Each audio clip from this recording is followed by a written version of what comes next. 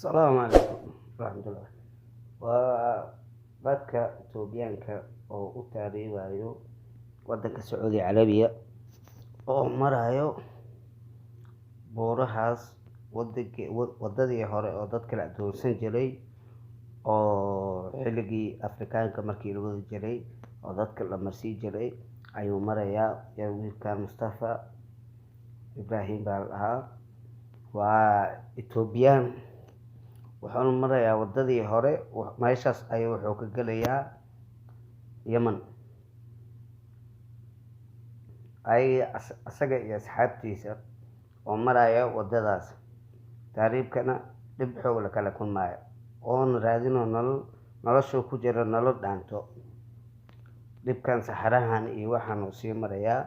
cashaan dhibkaas oo dhan wuxuu marayaa noloshu ku jiray soo ku helo nolol dhaanto Mustafa Ibrahim iyo doontaas adiga badda Djibouti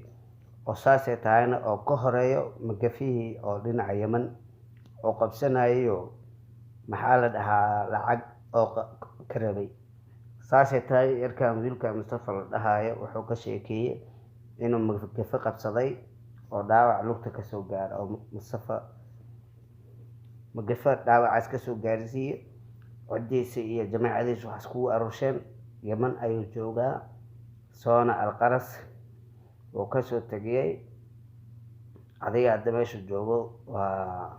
halaha meeshii buurihii meeshii laga soo galayay oona ka sheekeeyay wadankiisa adiga askarta xuduudka qabanayaan adiga lugta dhaawac ka soo gaara adiga wadankiisa Itoobiya ku noqonaya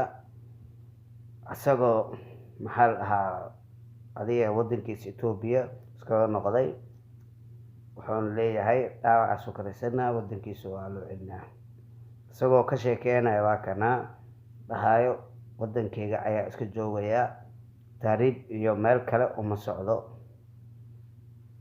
marka wiilkan oo ka hadlayo duruufyadii xaaladii soo qabsatay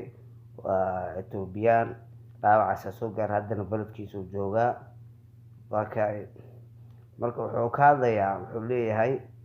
wallahi baladkaada wax ku dhaama laha waa adiga maxaa la qolada Ethiopianka oo ormada waaye oo ka sheekeynaya dhibku soo maray iyo marxaladii oo la soo gudboonaaday anagoo wareysi ka yeelanay weydiinay oo taagan yahay baladkii wax ii dhaama laha